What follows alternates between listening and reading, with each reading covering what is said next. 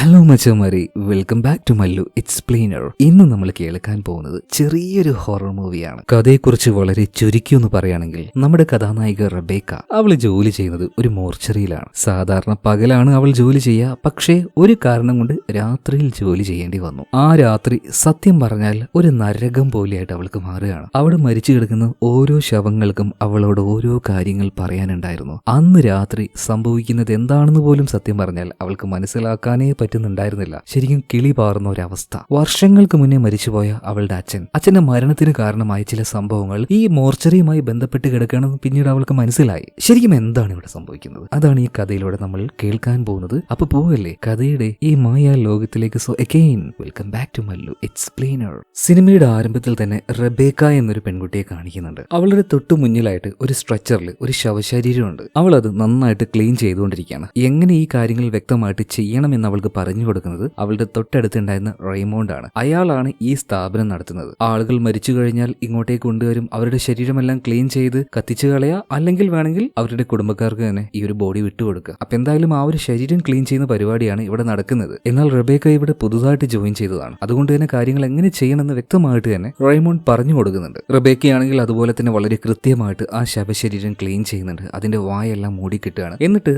ആ ശവത്തിന്റെ ഉള്ളിൽ നിന്നും രക്തം ചെറിയൊരു കുഴൽ ഉപയോഗിച്ച് ഊറ്റി മാറ്റിയതിനു ശേഷം മറ്റൊരു കെമിക്കലിൽ കൂടെ ശവശരീരത്തിന്റെ ഉള്ളിലേക്ക് കയറ്റി വിടുകയാണ്. കാരണം എന്താന്ന് വെച്ചാൽ ഈ ശവശരീരം പെട്ടെന്നൊന്നും നാശാവാതിരിക്കാൻ റബേക്ക കാര്യങ്ങൾ വൃത്തിയായിട്ട് ചെയ്യുന്നത് റെയ്മോണ്ട് ശ്രദ്ധിക്കുന്നുണ്ട്. എന്നാൽ പെട്ടെന്നാണ് ഈ ശവത്തിന്റെ ഒരു വിരൽ അനങ്ങുന്നത്. പക്ഷെ ആ ഒരു കാര്യം റബേക്ക കണ്ടില്ല കേട്ടോ. റെയ്മോണ്ട് മാത്രമേ കണ്ടിട്ടുള്ളൂ. അതുപോലെ തന്നെ റബേക്കയുടെ കയ്യിൽ 2 മുറിപ്പാടുകളും റെയ്മോണ്ട് കാണുന്നുണ്ട്. എന്തായാലും ഈ 2 കാര്യത്തെക്കുറിച്ചും ഇപ്പൊ റബേക്കയോട് അയാൾ ചോദിക്കുന്നതേയില്ല, പറയുന്നതേയില്ല. വൃത്തിയാക്കിയ ശവശരീരം നേരെ ആ ഒരു ഷെൽഫിലേക്ക് കൊണ്ടുവെക്കാൻ മാത്രമേ അവളോട് പറയുന്നുള്ളൂ. പിന്നീട് ശവശരീരം ഷെൽഫിൽ വെച്ചതിന് ശേഷം അവൾ തിരിച്ചു പോകാൻ നേരത്ത് അവിടെ ഉണ്ടായിരുന്ന ലൈറ്റുകൾ ചെറുതായിട്ട് മിന്നിക്കളിക്കുകയാണ്. എന്തോ ഒരു അസ്വാഭാവികത അവൾക്ക് തോന്നുന്നുണ്ട്. പക്ഷെ അതൊന്നും വലിയ കാര്യമാക്കാതെ ആ സ്ട്രെച്ചർ നന്നായിട്ട് തന്നെ അവൾ ക്ലീൻ ചെയ്യാണ്. ഇതിനുശേഷം ചില സാധനങ്ങൾ എടുക്കാനായിട്ട് ബേസ്മെന്റിലേക്ക് അവൾ പോകാൻ നിൽക്കുമ്പോൾ ഒരു വല്ലാത്തൊരു പേടി. താഴേക്ക് നല്ല ഇരുട്ടാണ്. അതുകൊണ്ട് അവൾ പോകാതെ അവിടെ നിൽക്കുമ്പോൾ പെട്ടെന്ന് അങ്ങോട്ടേക്ക് ഒരാൾ വരികയാണ്. പെട്ടെന്നായതുകൊണ്ട് തന്നെ അവൾ ഞെട്ടിപ്പോയി. മറ്റാരുമല്ല, റെയ്മോണ്ട് തന്നെയാണ് ഇപ്പൊ ബേസ്മെന്റിൽ നിന്ന് മുകളിലേക്ക് വന്നത്.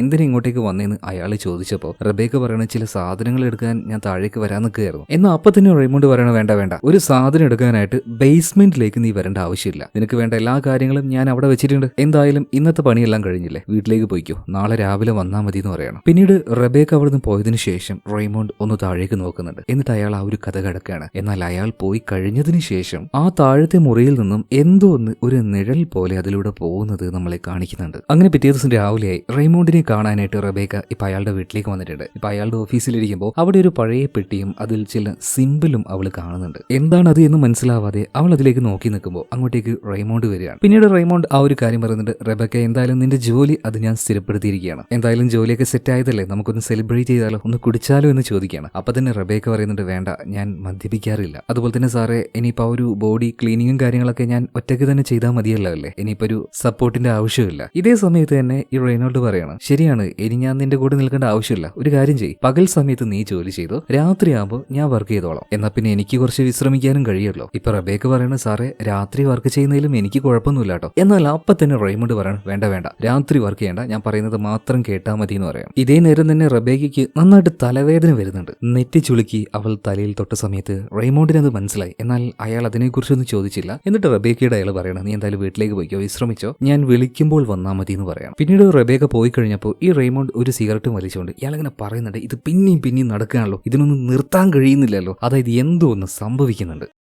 ഇതേ നേരം തന്നെ വീട്ടിലേക്ക് എത്തിയ റബേക്കയെ കാണിക്കുകയാണ്. അവൾ കാറിന്റെ ചാവി അവിടുത്തെ ആ ഒരു ടേബിളിൽ വെച്ച് പിന്നീട് കുളിക്കാൻ പോയി തിരിച്ചു വരുന്ന സമയത്ത് അവളുടെ ആ ഒരു ഡയറിയിൽ ഒരു പ്രത്യേകതരം ചിഹ്നം, ഒരു സിമ്പിൾ ആരോ കുത്തി വരച്ച് വെച്ചിട്ടുണ്ട്. ഇനിയിപ്പോ അത് അവൾ തന്നെയാണോ എന്നൊന്നും അറിയില്ല. എന്തായാലും റബേക്ക അതൊന്നും ശ്രദ്ധിക്കുന്നില്ല. പിന്നീട് കുളിച്ചു വന്ന് കാറിന്റെ ആ ഒരു ചാവി എല്ലാം എടുത്ത് പുറത്തേക്ക് പോകാൻ നോക്കുമ്പോൾ ചാവി അവിടെ കാണാനില്ല. അവൾ അവിടെ ആകെ നോക്കി കേട്ടോ. പിന്നീട് മറ്റൊരു സ്ഥലത്ത് നിന്നാണ് അവൾക്ക് ആ ഒരു ചാവി കിട്ടിയത്. അപ്പൊ അവള് വിചാരിക്കുകയാണ്, ചിലപ്പോൾ ഞാൻ ഇവിടെ തന്നെയായിരിക്കും വെച്ചത്, മറന്നു പോയതായിരിക്കും. എന്നാൽ അങ്ങനെയല്ല, അവൾ ചാവി വെച്ചത് അവൾ ആദ്യം നോക്കിയ സ്ഥലത്ത് തന്നെയായിരുന്നു. പിന്നീട് എങ്ങനെയാണ് ചാവി ഇവിടെ നിന്നും അപ്പുറത്തേക്ക് എത്തിയത് അതൊക്കെ അവിടെ കേട്ടെ. എന്തായാലും ഇതിനുശേഷം റബേക്ക നേരെ പോകുന്നത് അവൾ എന്നും പോകുന്ന ഒരു കൂട്ടം ആൾക്കാരുടെ അടുത്തേക്കാണ്. ഒരു ചെറിയ കൂട്ടായ്മ. ഇതിന്റെ ലീഡർ എന്ന് പറയുന്നത് കെല്ലി എന്നൊരു ലേഡിയാണ്. അപ്പൊ ഇങ്ങോട്ടേക്ക് വരുന്ന ആൾക്കാരൊക്കെ എങ്ങനെയാണെന്നറിയോ, ഈ ഒരു ഡ്രഗ് അഡിക്ഷനിൽ നിന്നും രക്ഷപ്പെട്ട് പുറത്തേക്ക് വന്ന ആൾക്കാരുണ്ടാവുമല്ലോ. അപ്പൊ അങ്ങനെയുള്ള ആൾക്കാരാണ്. സത്യം പറഞ്ഞാൽ റബേക്ക ഭയങ്കരമായിട്ട് മദ്യം, മയക്കുമരുന്ന് ഇതൊക്കെ ഉപയോഗിക്കുകയായിരുന്നു. പക്ഷെ എങ്ങനെയൊക്കെയോ അതിൽ നിന്നെല്ലാം രക്ഷപ്പെട്ട് പുറത്തേക്ക് വന്നിട്ടുണ്ട്. അങ്ങനെ ഓരോരുത്തരും സംസാരിക്കുന്നുണ്ട് കേട്ടോ. പിന്നീട് റബേക്ക സംസാരിക്കുമ്പോൾ അവിടെ ഉണ്ടായിരുന്ന ആൾക്കാരുടെ കൂട്ടത്തിൽ നിന്നും ഒരാൾ ഇപ്പൊ റബേക്കയെ തന്നെ നോക്കിയിട്ട് അവളെ ഉറക്കനെ വിളിക്കുകയാണ്. എന്നാൽ ആ വിളിയും അയാളെയും മറ്റാരും കണ്ടിട്ടുമില്ല, കേട്ടിട്ടുമില്ല. എന്തായാലും വല്ലാത്തൊരു അനുഭവമായിരുന്നു റബേക്കയ്ക്ക് അത്. എന്തായാലും ആ ഒരു മീറ്റിംഗ് എല്ലാം കഴിഞ്ഞ് അവൾ പുറത്തേക്ക് ഇറങ്ങിയ സമയത്ത് അവൾക്ക് ഭയങ്കരമായിട്ട് ഡ്രഗ്സ് ഉപയോഗിക്കാനുള്ള ഒരു ടെൻഡൻസി അങ്ങനെ വരുന്നുണ്ട്. ആ ഒരു സ്ട്രീറ്റിലേക്ക് വന്ന സമയത്ത് സ്ഥിരമായിട്ട് അവൾക്ക് ഡ്രഗ് കൊടുക്കുന്ന ആളെയും കാണുന്നുണ്ട്. പോയി മേടിച്ചാലോ എന്നങ്ങനെ അവൾക്ക് തോന്നുന്നുണ്ട്. പരമാവധി മനസ്സുകൊണ്ട് അവൾ അങ്ങനെ പിടിച്ചു നിൽക്കുകയാണ്. ഇല്ല, ഞാൻ ഇന്ന് മേടിക്കില്ല. ആ സമയത്താണ് കറക്റ്റ് അവളുടെ ബോസ്, അതായത് റെയ്മോണ്ട് വിളിക്കുന്നത്. ഇപ്പൊ റെയ്മോണ്ട് റബേക്കയോട് ഒരു ഹെൽപ്പ് ചോദിക്കുകയാണ്. റബേക്ക, കുറച്ചധികം ശവശരീരങ്ങൾ ഇന്ന് വന്നിട്ടുണ്ട്. എനിക്ക് അത് അവിടെ നിന്നും മറ്റൊരു സ്ഥലത്തേക്ക് മാറ്റണം. ഇന്ന് രാത്രി എന്തായാലും എനിക്ക് വർക്ക് ചെയ്യാൻ പറ്റില്ല. പറ്റുവാണെങ്കിൽ നീ ഒന്ന് വരുമോ, അവിടെ ഒരു ബോഡി ക്ലീൻ ചെയ്യാണ്ടെന്ന് പറയണം. അപ്പൊ തന്നെ റബേക്ക പറയണ, സാറേ എന്തായാലും ഞാൻ വരും, എനിക്കൊരു കുഴപ്പമില്ല എന്ന് പറയണം. അതായത് എങ്ങനെയെങ്കിലും മയക്കുമരുന്ന് ഉപയോഗിക്കണം എന്നുള്ള ആ ഒരു മൈൻഡിൽ നിന്നും അവൾക്കൊന്ന് മാറണമായിരുന്നു. ഇപ്പൊ ജോലിയിലേക്ക് പോയാൽ ആ ഒരു മൈൻഡ് എന്തായാലും മാറി കിട്ടും. എന്തായാലും അവൾ നേരെ ഓഫീസിലേക്ക് പോവാണ്. പിന്നീട് റെയ്മോണ്ട് പറഞ്ഞതുപോലെ തന്നെ ഒരു ശവശരീരം അവിടെ ഉണ്ടായിരുന്നു. അവൾ വേഗം തന്നെ അതിന്റെ ആ ഒരു പേപ്പറും കാര്യങ്ങളൊക്കെ വായിക്കുകയാണ്. അതായത് റെയ്മോണ്ട് എഴുതിയിരിക്കുന്നത് ശവശരീരം നന്നായിട്ട് ക്ലീൻ ചെയ്ത് പ്രൊസീജിയറൊക്കെ കംപ്ലീറ്റ് ആയതിനു ശേഷം മിഷേലിൽ വെച്ച് ഇതങ്ങ് കത്തിച്ച് കളഞ്ഞേക്കുന്നു. എന്നാൽ അപ്പൊ തന്നെ റബേക്കയ്ക്ക് ഒരു സംശയം തോന്നുകയാണ്. അല്ല, ഈ ശവശരീരം കത്തിച്ച് കളയാനാണെങ്കിൽ ഇപ്പൊ തന്നെ അങ്ങോട്ട് വെച്ചാൽ പോരെ, ഇത് ക്ലീൻ ചെയ്യേണ്ട ആവശ്യമുണ്ടോ? എന്തായാലും ബോസ് പറഞ്ഞതല്ലേ, ഇതുപോലെ തന്നെ അങ്ങ് ചെയ്യാന്ന് പറഞ്ഞിട്ട് റബേക്ക ആദ്യം ആ ഒരു ശവശരീരം നന്നായിട്ട് ക്ലീൻ ചെയ്തെടുക്കുകയാണ്. എന്നിട്ട് അതിന്റെ റിപ്പോർട്ടും കാര്യങ്ങളൊക്കെ കമ്പ്യൂട്ടറിൽ ടൈപ്പ് ചെയ്തുകൊണ്ടിരിക്കുമ്പോൾ ഈ ശവം ഉണ്ടല്ലോ, ഇതിന്റെ കണ്ണ് പതിയെ തുറക്കുകയാണ്. എന്നാൽ ഇതൊന്നും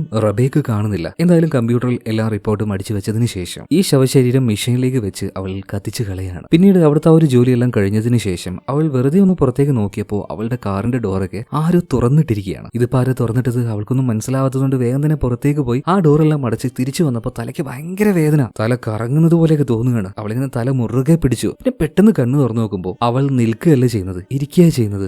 ഇതെങ്ങനെ ഒറ്റയടിക്ക് ഞാൻ ഇവിടെ എത്തിയത്? ഇതേ നേരം തന്നെ ഫോൺ റിംഗ് ആവുന്നുണ്ട്. അപ്പൊ ഫോൺ എടുക്കാനായിട്ട് അവൾ അങ്ങോട്ടേക്ക് പോകുന്ന സമയത്ത് അവൾ ഇരുന്ന ആ ഒരു ടേബിളിൽ ചെറിയൊരു നോട്ടും അതിന്റെ താഴെ എപ്പോഴും നമ്മൾ കാണാറുള്ള ആ ഒരു സിമ്പിളും കാണുന്നുണ്ട്. ഇനി അത് അവൾ തന്നെ സ്വബോധമില്ലാതെ കുത്തി വരച്ച് വെച്ചതാണോ, അല്ലെങ്കിൽ റെയ്മോണ്ട് വരച്ച് വെച്ചതാണോ, അല്ലെങ്കിൽ വേറെ ആരെങ്കിലും വരച്ച് വെച്ചതാണോ എന്നൊന്നും അറിയില്ല. എന്തായാലും ഫോൺ റിംഗ് ചെയ്യുന്നുണ്ട്. റബേക്ക ആ ഫോൺ പോയിട്ട് എടുക്കുകയാണ്. വിളിച്ചത് മറ്റാരുമല്ല, റെയ്മോണ്ട് തന്നെയാണ്. ഇപ്പൊ റെയ്മോണ്ട് ചോദിക്കുകയാണ്, റബേക്ക കുഴപ്പമൊന്നുമില്ലല്ലോ, കാര്യങ്ങൾ നന്നായിട്ട് പോകുന്നില്ലേ? റബേക്ക പറയുന്നത്, കുഴപ്പമൊന്നുമില്ല സാറേ, എല്ലാ ജോലിയും വൃത്തിയായിട്ട് ഞാൻ ചെയ്യുന്നുണ്ട്. പക്ഷേ പുറത്തെന്തോ കാറ്റും മഴയുണ്ട് തോന്നുന്നു. ഈ ലൈറ്റ് എല്ലാം നല്ല പോലെ കത്തുന്നില്ല, ഇതങ്ങനെ മിന്നി മിന്നി കളിക്കുകയാണ്. എന്തായാലും നീ നിന്റെ ജോലി നന്നായിട്ട് ചെയ്യുന്നു പറഞ്ഞിട്ട് റെയ്മോണ്ട് ഇപ്പൊ ഫോൺ കെട്ടുകയാണ്. ഇതേ സമയം തന്നെ റെയ്മോണ്ട് അയാളുടെ ഈ നെഞ്ചുണ്ടല്ലോ, അവിടെ ഒരു പ്രത്യേകതരം ചിഹ്നം ഒരു പെയിന്റ് ബ്രഷ് കൊണ്ട് വരച്ചുകൊണ്ടിരിക്കുന്നുണ്ട്. എന്തിനാണ് ഇത് ചെയ്യുന്നതെന്ന് അറിയില്ല. എന്തായാലും ഇതേ നേരം തന്നെ റബേക്ക ഇനി അടുത്തതായിട്ട് ക്ലീൻ ചെയ്യാൻ പോകുന്നത് ഒരു മുത്തശ്ശിയുടെ ശവശരീരമാണ്. അതങ്ങനെ ചെയ്തുകൊണ്ടിരിക്കുന്ന സമയത്ത് പെട്ടെന്ന് കറണ്ട് പോവാണ്. ഫോൺ വേഗം എടുത്ത് അതിന്റെ ഫ്ലാഷ് ലൈറ്റ് ഓൺ ആക്കാൻ നോക്കുമ്പോൾ ഫോണിലാണെങ്കിൽ ചാർജും ഇല്ല. എന്തായാലും ഇവിടെ എവിടെയെങ്കിലും ഒരു മെഴുകുതിരി കാണാതിരിക്കില്ല. അവൾ നോക്കുമ്പോൾ ഒരു മെഴുകുതിരിയുടെ ഒരു പെട്ടി കാണുന്നുണ്ട്. അത് തുറന്നു നോക്കിയപ്പോൾ മെഴുകുതിരി ആയിരുന്നില്ല, പകരം ഒരു നീളത്തിലുള്ള പേപ്പറായിരുന്നു. അവൾ പതിയെ അത് കത്തിക്കുകയാണ്. അപ്പൊ ആ ഒരു വെളിച്ചത്തിൽ അവൾ നേരെ മുത്തശ്ശിയുടെ ശവശരീരത്തിന്റെ അടുത്തേക്ക് വരുമ്പോൾ അതിന്റെ ആ ഒരു കൈകൾ പതിയെ മുകളിലേക്ക് ഉയരുകയാണ് കേട്ടോ. അങ്ങോട്ടേക്ക് എത്തി നോക്കുമ്പോൾ റബേക്ക ആകെ ഞെട്ടിപ്പോണ്. ഇതിന്റെ കൈ എങ്ങനെയാ ഇപ്പൊ ഇങ്ങനെ പൊന്തി നിൽക്കുന്നത്? ഒരു തമാശക്ക് പിന്നീട് റബേക്ക ചോദിക്കുന്നുണ്ട്, മുത്തശ്ശി നിങ്ങൾ ശരിക്കും മരിച്ചിട്ടില്ലേ? എന്തായാലും പിന്നീട് ആ ഒരു ശവശരീരം ആ മെഷീന്റെ ഉള്ളിലേക്ക് തള്ളി വെച്ച് കത്തിക്കാനുള്ള ആ ഒരു സ്വിച്ച് ഞെക്കിയിട്ടുണ്ട്. എന്നാൽ ഇതേ നേരം തന്നെ റബേക്ക കത്തിച്ചു പിടിച്ച ആ ഒരു കടലാസ് അതിന്റെ ആ ഒരു തീ കത്തിക്കൊണ്ടിരിക്കുകയാണ്. ഇതേ നേരം തന്നെ ചുമരിൽ ഒരു എന്താ പറയാ തീ കൊണ്ട് വരച്ചതുപോലെ ഒരു സിമ്പിൾ തനിയെ രൂപപ്പെടുന്നുണ്ട്. അതുപോലെ തന്നെ അവിടെ മൂടി വെച്ച ആ മുത്തശ്ശിയുടെ ശവശരീരം അതിന്റെ മുഖത്തിന്റെ ക്ലോസ് ഷോട്ട് നമ്മളിപ്പോ കാണിക്കുന്നുണ്ട്. ഒരുമാതിരി ചുണ്ടില്ലാത്ത രീതിയിൽ, ഒരു വൃത്തികെട്ട രീതിയിൽ ആ ശവശരീരം അതങ്ങനെ ചിരിച്ചുകൊണ്ടിരിക്കുകയാണ്. സത്യത്തിൽ എന്താണ് ഇവിടെ നടക്കുന്നത്? എന്തായാലും പിന്നീട് മുത്തശ്ശിയുടെ ആ മൃതദേഹം പൂർണ്ണമായിട്ടും കത്തിച്ചു കളയാണ്. ഇനിയുള്ളത് ഒരു പെൺകുട്ടിയുടെ ശവശരീരമാണ്. അപ്പൊ അത് ക്ലീൻ ചെയ്തുകൊണ്ടിരിക്കുകയായിരുന്നു. അപ്പോഴേക്കും കറണ്ട് വന്നു. ജോലി കുറച്ചുകൂടെ എളുപ്പത്തിൽ റബേക്കയ്ക്ക് ചെയ്യാൻ പറ്റുന്നുണ്ട്. ഈ സമയത്താണ് ആരോ ഒരാൾ വന്നിട്ട് കതക് തട്ടുന്നത്. എന്നാൽ നേരത്തെ പോലെ തന്നെ ഇതിനുശേഷം ലൈറ്റ് എല്ലാം ചെറുതായിട്ട് മിന്നാൻ തുടങ്ങുകയാണ്. കണ്ടിന്യൂസ് ആയിട്ട് കത്തുന്നില്ല. ആരാണ് ഈ സമയത്ത് വാതിൽ മുട്ടുന്നത് എന്ന് കരുതിയിട്ട് വാതിൽ തുറക്കാനായിട്ട് അവൾ അങ്ങോട്ടേക്ക് പോകുമ്പോൾ ആ അരണ്ട വെളിച്ചത്തിൽ ഒരു ഹുഡിയെല്ലാം ഇട്ട് നിൽക്കുന്ന ഒരാളെ അവൾ കാണുന്നുണ്ട്. എന്നാൽ മുഖം വ്യക്തമല്ല. പക്ഷെ ഒരു കാര്യം നന്നായിട്ട് കാണുന്നുണ്ട്, രണ്ട് ചോര കണ്ണുകൾ, തിളങ്ങുന്ന കണ്ണുകൾ. ഇതേ നേരം തന്നെ ഇപ്പൊ റബേക്ക ക്ലീൻ ചെയ്യാൻ പോയ ആ ഒരു പെൺകുട്ടിയുടെ മൃതദേഹം ഉണ്ടല്ലോ, ആ മൃതദേഹം അതിന്റെ തല തിരിച്ച് റബേക്കയെ നോക്കുകയാണ്. അതുപോലെ തന്നെ ഹുഡിയുടെ ആ ഒരു രൂപം ഉണ്ടല്ലോ, നിങ്ങൾ ആരാണ്, റെയ്മോണ്ട് ആണോ, നിങ്ങൾ വെറുതെ എന്നെ പേടിപ്പിക്കാൻ വന്നിരിക്കുകയാണോ എന്നൊക്കെ പറഞ്ഞ് അതിന്റെ അടുത്തേക്ക് റബേക്ക പോയപ്പോ അവിടെയൊന്നും ആരുമില്ല. അതുപോലെ ഇപ്പൊ ലൈറ്റ് എല്ലാം ശരിയായിട്ടുണ്ട്. ഇതേ നേരം തന്നെ വീണ്ടും ഫോൺ റിങ് ചെയ്യാൻ ആരംഭിക്കുകയാണ്. അവൾ വിചാരിച്ചു റെയ്മോണ്ട് ആയിരിക്കുമെന്ന്. ഫോൺ എടുത്തപാട് തന്നെ അപ്പത്തുണ്ടായിരുന്ന ആള് പറയുന്നത് നീ കാരണമാണ് എല്ലാം സംഭവിച്ചത്. ഇതങ്ങനെ റിപ്പീറ്റ് ആയിട്ട് പറയാണ്. ഇത് കേട്ടപ്പോ റബേക്ക ആകെ പേടിച്ചുപോയി. അവൾ ആ ഒരു ഫോൺ അവിടെ വെച്ച് കട്ട് ചെയ്യാണ്. പിന്നീട് അവളുടെ കൈകളിലേക്ക് നോക്കിയപ്പോ അവളുടെ കയ്യിൽ 2 പാടുണ്ടായി എന്ന് പറയുന്നില്ലേ, അതിൽ നിന്നും രക്തം അങ്ങനെ ഒഴുകിക്കൊണ്ടിരിക്കുകയാണ്. പേടിച്ചു പോയ റബേക്ക വേഗം തന്നെ ആ ഒരു കോട്ട് ഊരുകയാണ്. കോട്ട് ഊരി നോക്കുമ്പോൾ അവിടെ മുറിയുള്ള രക്തമില്ല. വീണ്ടും ഫോൺ റിങ് ചെയ്യുന്നുണ്ട്. അവള് ഫോൺ എടുത്തു. ഇത്തവണ അവളോട് സംസാരിക്കുന്നത് അവളുടെ അച്ഛനാണ്. അവൾ ആകെ ഞെട്ടിപ്പോയി. കാരണം അവളുടെ അച്ഛൻ മരിച്ചു പോയിട്ട് കുറച്ച് വർഷങ്ങളായിട്ടുണ്ട്. എന്നാൽ ഇപ്പൊ ഫോൺ എടുത്ത റബേക്കയോടല്ല അവളുടെ അച്ഛൻ സംസാരിക്കുന്നത്, പോലീസുകാരോടാണ് റബേക്കയുടെ അച്ഛൻ സംസാരിക്കുന്നത്. എന്റെ മോളെ കാണാതായിട്ട് കുറച്ച് സമയമായി, നിങ്ങൾ എങ്ങനെയെങ്കിലും അവളെ കണ്ടുപിടിച്ചുക. അവൾക്ക് ആകെ 14 വയസ്സേ ഉള്ളൂ. അവൾ നന്നായിട്ട് ഡ്രഗ്സ് ഉപയോഗിക്കുമായിരുന്നു. അതുപോലെ തന്നെ കൂട്ടുകാരുടെ കൂടെ ആ ഒരു പുഴയുടെ തീരത്തേക്ക് പോയതാണ്. അപ്പൊ ഒന്ന് കണ്ടുപിടിച്ചു തരാം സാറേ. ആ പോലീസുകാർ പറയുന്നുണ്ട് ഒരു 24 മണിക്കൂർ ഞങ്ങൾക്ക് വേണം, ഞങ്ങൾ കണ്ടുപിടിച്ചു തരാം. എന്നാൽ അവളുടെ അച്ഛൻ പറയണ ഇല്ല സാറേ, അതിനുള്ള സമയമൊന്നുമില്ല, ഞാൻ എന്തായാലും അങ്ങോട്ടേക്ക് പോവാ, എന്റെ മോളെ തേടി പോവാണ്. അപ്പൊ ഈ ഒരു കാര്യമാണ് ഫോണിലൂടെ ഇപ്പൊ റബേക്ക കേൾക്കുന്നത്. എന്തായാലും ഇത് കേട്ട് അവൾ അങ്ങനെ ഷോക്കായി നിൽക്കുകയാണ്. പിന്നീട് റബേക്കയെ തേടിപ്പോയി അവളുടെ അച്ഛൻ മരിച്ചിട്ടുണ്ട്. അപ്പൊ ആ ഒരു കുറ്റബോധം അവളുടെ ഉള്ളിൽ വല്ലാതെ കിടന്ന് നീറി പുകയുന്നുണ്ട്. അന്ന് സംഭവിച്ച കാര്യങ്ങളൊക്കെ ഒരു ചെറിയ ഇലൂഷൻ പോലെ അവളുടെ കൺമുന്നിലൂടെ അങ്ങനെ പോകുന്നുണ്ട്. മാത്രമല്ല ഒരു വല്ലാത്ത രൂപം അന്ന് ആ പുഴയുടെ വക്കിൽ വെച്ച് അവൾ കാണുന്നത് പോലെ അവൾക്ക് തോന്നുന്നുണ്ട് കേട്ടോ. ഒരു തോന്നൽ മാത്രമാണ്, സത്യമാണോ എന്നറിയില്ല. പിന്നീട് വീണ്ടും അവൾക്ക് വല്ലാത്തൊരു തലവേദന, തല ഇറക്കി പിടിക്കുകയാണ്. പെട്ടെന്ന് കണ്ണു പറഞ്ഞപ്പോ അവളിപ്പോ ഓഫീസിലല്ല, പകരം അവളുടെ റൂമിന്റെ ബാത്റൂമിലാണ്. അതായത് അവൾ വീട്ടിലേക്ക് എത്തി. അവൾക്കൊന്നും തിരിയുന്നില്ല കേട്ടോ. ഇതെങ്ങനെയാ ഞാൻ ഓഫീസിൽ നിന്നും ഇത്ര പെട്ടെന്ന് വീട്ടിലെത്തിയത്, എന്തെവിടെ നടക്കുന്നത് അവൾക്കൊന്നും മനസ്സിലാവുന്നില്ല. ഇതേ നേരം ആരോ വന്നിട്ട് കഥക് തട്ടിക്കൊണ്ടേയിരിക്കുകയാണ്. മാത്രമല്ല ആ സമയത്ത് അവിടുത്തെ കണ്ണാടിയിൽ ഈ നീരാവിയിൽ കണ്ണാടി ഇങ്ങനെ ചെറുതായിട്ട് ബ്ലറായി നിൽക്കുമല്ലോ. അപ്പൊ നമ്മൾ കൈകൊണ്ട് അതിലൊക്കെ ഇങ്ങനെ ഓരോന്ന് എഴുതില്ലേ, അപ്പൊ അതുപോലെ ആരും ഒന്നും അവിടെ എഴുതി വെച്ചിട്ടുണ്ട്, എന്നെ ഉള്ളിലേക്ക് കടത്തി വിടൂ, വാതിൽ തുറക്കൂ എന്ന രീതിയിലായിരുന്നു ആ ഒരു എഴുത്ത്. എന്തായാലും അതൊന്നും ശ്രദ്ധിക്കാതെ റബേക്ക ഓടിച്ചെന്ന് വാതിൽ തുറക്കുമ്പോൾ അത് അവളുടെ ആ ഒരു കൗൺസിലർ ഉണ്ടല്ലോ, കെല്ലി, അവരായിരുന്നു. ഇപ്പൊ കെല്ലി നോക്കുമ്പോൾ റബേക്ക ആകെ പേടിച്ച അവസ്ഥയിലാണ്. റബേക്ക ഇങ്ങനെ ഓരോ കാര്യങ്ങൾ പറയുന്നുണ്ട്. മേഡം, ഞാൻ പിന്നെ പെട്ടെന്ന് ഓഫീസിലായിരുന്നു, പെട്ടെന്ന് കണ്ണു തുറന്നപ്പോ ഇവിടെ എത്തി, എനിക്കൊന്നും മനസ്സിലാവുന്നില്ല മേഡം. ഇതേ സമയത്ത് തന്നെ കെല്ലി ഇപ്പൊ റബേക്കയെ നോക്കിയിട്ട് പറയാണ്, അപ്പോ എന്നെ ഇങ്ങോട്ടേക്ക് വിളിച്ചു വരുത്തിയ കാര്യം നീ മറന്നിട്ടുണ്ടാവുമല്ലോ. എന്ത്, ഞാൻ വിളിച്ചു വരുത്തിയെന്നോ? അതെ, നീ വിളിച്ചിട്ടാണ് ഞാൻ ഇങ്ങോട്ടേക്ക് വന്നത്. എനിക്കൊന്നും തിരിയുന്നില്ല മേഡം, എനിക്ക് ആകെ കൺഫ്യൂഷൻ ആവുന്നു. ഇതേ സമയത്ത് തന്നെ കെല്ലി ഇപ്പൊ റബേക്കയെ കെട്ടിപ്പിടിച്ചിട്ട് പറയണ, മോള് പേടിക്കണ്ട, നീ വീണ്ടും ആ ഡ്രഗ്സ് ഉപയോഗിക്കാൻ തുടങ്ങിയല്ലേ? അപ്പൊ റബേക്ക പറയുന്നുണ്ട്, ഇല്ല മേഡം, ഞാൻ ഉപയോഗിച്ചിട്ടില്ല, എന്തായാലും നീ പേടിക്കണ്ടെന്ന് പറഞ്ഞിട്ട് കെല്ലി ഇപ്പൊ റബേക്കയെ കെട്ടിപ്പിടിച്ച് നൽകണം. എന്നാൽ പെട്ടെന്ന് റബേക്കയുടെ സ്വഭാവം മാറി. അവൾ കെല്ലിയെ ഒരേറ്റ മുറുക്കലാണ്. എല്ല് പൊട്ടുന്നത് പോലെ കെല്ലിക്ക് തോന്നുന്നുണ്ട്. ഒരു വിധത്തിൽ ഇപ്പൊ കെല്ലി റബേക്കയുടെ ആ ഒരു പിടുത്തം വിടിയിപ്പിക്കുന്നുണ്ട്. ആ സമയത്ത് റബേക്കയുടെ കണ്ണുകൾക്ക് ഒരു വല്ലാത്ത നിറായിരുന്നു. പേടിച്ചുപോയ കെല്ലി അവിടുന്ന് ഓടി രക്ഷപ്പെടാൻ നോക്കുമ്പോഴേക്കും അവളുടെ കൈ പിടിച്ച് ഒരു വിരല് റബേക്ക കടിച്ച് മുറിച്ചെടുക്കുകയാണ്. പിന്നീട് ഈ ഷാമ്പയിൻ ബോട്ടിലൊക്കെ തുറക്കുന്ന ഒരു ചെറിയൊരു ക്ലിപ്പ് ഉണ്ട്, അതുപയോഗിച്ച് കെല്ലിയുടെ ചെവിയിലേക്ക് റബേക്ക ഒറ്റ കുത്തി അവരെ കൊന്നുകളഞ്ഞു. കെല്ലി മരിച്ചു കഴിഞ്ഞതിന് ശേഷമാണ് റബേക്കയ്ക്ക് സ്വബോധം കിട്ടുന്നത്. ഇതിങ്ങനെ കണ്ട സമയത്ത് ഇപ്പൊ റബേക്കയ്ക്ക് ഒരു കാര്യം മനസ്സിലായി, എന്തോന്ന് ഇവിടെ സംഭവിച്ചിട്ടുണ്ട്, ഞാനാണ് കെല്ലിയെ കൊന്നത്. അപ്പൊ തന്നെ റബേക്ക ഇപ്പോൾ റെയ്മോണ്ടിനെ വിളിക്കുകയാണ്. റെയ്മോണ്ട് കാര്യങ്ങളൊക്കെ കേട്ട് കഴിഞ്ഞപ്പോൾ റബേക്കയോട് ഒരു കാര്യം പറയുന്നുണ്ട്, ഒരു കാരണവശാലും നീ നിന്റെ വീട്ടിൽ നിൽക്കാൻ പാടില്ല, നിനക്ക് നിൽക്കാൻ പറ്റുന്ന ഏറ്റവും സേഫ് ആയിട്ടുള്ള സ്ഥലം അത് നമ്മുടെ ആ ഒരു മോർച്ചറിയാണ്, അങ്ങോട്ടേക്ക് പോകുന്നു പറയാണ്. നിനക്കറിയാത്ത ചില കാര്യങ്ങളൊക്കെ ഇവിടെ സംഭവിക്കുന്നുണ്ട്. എന്നാൽ ഇത് കേട്ടപ്പോൾ റബേക്ക പറയണ, സാറേ അപ്പൊ സാറിന് അറിയാലേ ഇവിടെ എന്തൊക്കെയാ സംഭവിക്കുന്നതെന്ന്, എന്തായാലും എനിക്ക് ആ മോർച്ചറിയിലേക്ക് പോകാൻ കഴിയില്ല, എനിക്ക് പേടിയാവുന്നെന്ന് പറയാണ്. എന്നാൽ റബേക്കയോട് വീണ്ടും റെയ്മോണ്ട് പറയണ, ഒരു കാരണവശാലും നീ നിന്റെ വീട്ടിൽ നിൽക്കല്ലേ, എത്രയും പെട്ടെന്ന് അങ്ങോട്ടേക്ക് പോ എന്ന് റബേക്ക വീണ്ടും പറയണം. ഇല്ല സാറേ, എനിക്ക് പറ്റില്ല, എനിക്ക് പേടിയാണ്. ഇതേ നേരം തന്നെ റബേക്കയുടെ കൈകൊണ്ട് മരിച്ചുപോയ കെല്ലി ഉണ്ടല്ലോ, അവൾ അങ്ങനെ പതിയെ എഴുന്നേറ്റ് വരികയാണ്. റബേക്കയുടെ തൊട്ട് പിന്നിലെത്തിയപ്പോ കെല്ലി താഴത്തിന് വീണു പോവാണ്. ഇത് കണ്ട റബേക്ക വീണ്ടും പേടിച്ചുപോയി. എന്ത് ചെയ്യണം എന്നുപോലും മനസ്സിലാവാതെ വാതിലും തുറന്ന് പുറത്തേക്ക് ഇറങ്ങാൻ നിൽക്കുമ്പോൾ ദാണ്ടെ അവളുടെ കൗൺസിലർ കെല്ലി തൊട്ടു മുന്നിൽ നിൽക്കുകയാണ്. ആകെ കൺഫ്യൂഷനായ റബേക്കയ്ക്ക് ഒന്നും മനസ്സിലാവുന്നില്ല. കാരണം ഈ കെല്ലിയാണ് കുറച്ചു നേരം മുന്നേ മരിച്ചുപോയത്. ഇപ്പൊ കെല്ലി അവളോട് നിൽക്കാൻ പറയുന്നുണ്ടെങ്കിലും റബേക്ക അതൊന്നും കേൾക്കാതെ അവളെ തള്ളി മാറ്റി നേരെ കാറിൽ പോയി കയറി നേരെ മോർച്ചറിയിലേക്ക് പോകണം. ഇപ്പൊ അവിടെ അവളെയും കാത്ത് ഇപ്പൊ റെയ്മോണ്ട് ഉണ്ടായിരുന്നു. അങ്ങനെ റെയ്മോണ്ടിനോട് റബേക്ക ചോദിക്കുകയാണ്, ശരിക്കും എന്താണ് ഇവിടെ സംഭവിക്കുന്നത്, എനിക്ക് നന്നായിട്ട് അറിയാം, നിങ്ങൾക്കെല്ലാം അറിയാമെന്ന്. അങ്ങനെ ഒരു ദീർഘശ്വാസവും വിട്ട് റെയ്മോണ്ട് കാര്യങ്ങൾ പറയാണ്, റബേക്ക ഇതൊരു എൻറ്റിറ്റിയാണ്, പക്ഷേ ഇത് എന്താണെന്ന് വ്യക്തമായിട്ട് പറയാൻ എനിക്ക് കഴിയില്ല. ഒരു പൈശാചികമായിട്ടുള്ള ശക്തി. എന്നാൽ അത് എവിടുന്ന് വരുന്നു, എന്തിനു വരുന്നു എന്നൊന്നും എന്നോട് ചോദിക്കരുത്, കാരണം എനിക്കറിയില്ല. എന്നാലും എനിക്കറിയാവുന്ന ചില കാര്യങ്ങൾ ഞാൻ നിനക്ക് പറഞ്ഞുതരാം. അതായത് ഈ ഒരു പൈശാചികമായിട്ടുള്ള ഈ ശക്തി അത് ഭൂമിയിലേക്ക് വരാൻ ശ്രമിച്ചുകൊണ്ടിരിക്കുകയാണ്. എന്നാൽ അതിനെ കൊണ്ട് നേരിട്ട് നേരിട്ട് ഭൂമിയിലേക്ക് വരാൻ കഴിയില്ല. അതിനായിട്ട് ഒരു മനുഷ്യന്റെ ശവശരീരത്തിന്റെ ഉള്ളിലേക്ക് അത് കയറിയിട്ടുണ്ട്. എന്നാൽ ഒരു മനുഷ്യനെ ഒരു ജയിലിലിട്ടാൽ എങ്ങനെയാണോ അതുപോലെയാണ് ആ ശവശരീരത്തിന്റെ ഉള്ളിൽ നിന്നും പിശാചിന് പുറത്തേക്ക് കടക്കണമെങ്കിൽ അതിന് മറ്റൊരു വഴി വേണം, ജീവനുള്ള മറ്റൊരു മനുഷ്യൻ വേണം. അതുകൊണ്ടാണ് ഈ ശവങ്ങളുടെ ഉള്ളിലേക്ക് ഈ പിശാച്, ഈ എൻറ്റിറ്റി കയറിയതിനു ശേഷം അത് നിന്നെ ആവാഹിച്ച് നിന്നിലൂടെ അത് പുറത്തേക്ക് വരാൻ നോക്കുന്നത്. കാര്യം നിനക്ക് മനസ്സിലായല്ലോ. ആ പിശാചിന് നേരിട്ട് ഭൂമിയിലേക്ക് വരാൻ കഴിയില്ല, ഒരു ശവശരീരത്തിന്റെ ഉള്ളിലേക്ക് കയറാൻ കഴിയുള്ളൂ. മാത്രമല്ല ഒരു ശവശരീരത്തിന്റെ ഉള്ളിൽ നിന്നും ജീവനുള്ള മറ്റൊരു മനുഷ്യന്റെ ശരീരത്തിന്റെ ഉള്ളിലേക്ക് അതിന് പോകണം. അതിനായിട്ട് നിനക്ക് ചിന്തിക്കാൻ പോലും കഴിയാത്ത നിന്റെ ഏറ്റവും മോശപ്പെട്ട ഒരു മെമ്മറി അത് നിന്റെ ഉള്ളിലേക്ക് തന്ന് നിന്നെ വല്ലാതെ വേദനിപ്പിച്ച്, നിന്നെ വല്ലാതെ കൺഫ്യൂസ് ആക്കി, നിന്നെ വളരെയധികം വീക്ക് ആക്കിക്കൊണ്ട് അത് നിന്റെ ഉള്ളിലേക്ക് വരും. ആ പിശാച് പുറത്തേക്ക് വരാനായിട്ട് നിന്നെ സെലക്ട് ചെയ്തിരിക്കുകയാണ്. എന്നാൽ അതിൽ നിന്നും എങ്ങനെ രക്ഷപ്പെടാൻ പറ്റുമെന്നുള്ള കാര്യം കുറച്ചൊക്കെ എനിക്കറിയാം. നീ ഈ കാണുന്ന കോയിനുകൾ കണ്ടോ, ഈ ചിഹ്നങ്ങൾ കണ്ടോ, ഇതെല്ലാം അതിനെ തടുക്കാനുള്ളതാണ്. ഇതെങ്ങനെയൊക്കെ ഉപയോഗിക്കാം എന്ന് ഞാൻ നിനക്ക് പറഞ്ഞു തരാന്ന് പറയാണ്. എന്നാൽ പെട്ടെന്നാണ് ആ ഒരു പിശാച് ശവത്തിന്റെ ഉള്ളിൽ നിന്നും പുറത്തേക്ക് വന്ന് റബേക്കയുടെ ഉള്ളിലേക്ക് വന്ന് അത് അവളെ കൺട്രോൾ ചെയ്യാൻ തുടങ്ങുകയാണ്. അവിടെ ഉണ്ടായിരുന്ന റെയ്മോണ്ടിനെ തൂക്കിയെടുത്ത് ഒരേറ്റ ഏറ് എറിയുന്നുണ്ട്. ആ ഒരു ഏറിൽ അയാൾ തെറിച്ചുപോയി വീണ് നിലത്തുനിന്ന് എഴുന്നേൽക്കാൻ പോലും കഴിയുന്നില്ല. ഈ സമയത്ത് ഷാർപ്പായിട്ടുള്ള ഒരു വെപ്പൺ, അതെന്തോ ആണ്, അതെടുത്തുകൊണ്ട് ഈ റെയ്മോണ്ടിനെ റബേക്ക കൊല്ലാൻ വേണ്ടി ചെല്ലുന്ന സമയത്ത് പെട്ടെന്ന് റെയ്മോണ്ട് അയാളുടെ ബട്ടൺസ് വലിച്ചു പൊട്ടിച്ച് നെഞ്ചിലുണ്ടായിരുന്ന ആ ചിഹ്നം അതിപ്പോ റബേക്കയെ കാണിക്കുകയാണ്. റബേക്ക എന്നാൽ അവളുടെ ഉള്ളിൽ ആ ഒരു പിശാചാണ്. ഇത് കണ്ടപാട് പിശാചിന് ഒരു ഭയം തോന്നുകയാണ്. അതായത് റബേക്ക ഇപ്പൊ അയാളെ കൊല്ലാൻ നിൽക്കുന്നില്ല. ഈ ഒരു ഗ്യാപ്പ് ഉപയോഗിച്ച് റെയ്മോണ്ട് പുറത്തേക്ക് ഇറങ്ങി ഓടി വാതിൽ പുറത്തുനിന്നും ലോക്ക് ചെയ്യുന്നുണ്ട്. ഇപ്പൊ റബേക്കയുടെ ഉള്ളിൽ ആ ഒരു പിശാച് വാതിലിന്റെ അടുത്തേക്ക് ഓടി വന്ന് വാതിൽ തല്ലിപ്പൊളിച്ച് പുറത്തേക്ക് ഇറങ്ങാൻ നോക്കുന്നുണ്ടെങ്കിലും പറ്റുന്നില്ല. എന്നാൽ പിശാച് ഉള്ളിൽ നിന്നും പോയ റബേക്ക ഇപ്പോൾ റെയ്മോണ്ടിനോട് സഹായം ചോദിക്കുകയാണ്. പ്ലീസ് ദയവ് ചെയ്ത് എന്നെ പുറത്തേക്ക് ഇറക്കുക, എനിക്ക് പേടിയാവുന്നു. ആ സമയത്ത് റെയ്മോണ്ട് പറയാണ്, ഇല്ല, എനിക്ക് നിന്നെ പുറത്തേക്ക് വിടാൻ കഴിയില്ല, എനിക്ക് വേറെ ഒരു വഴിയുമില്ല,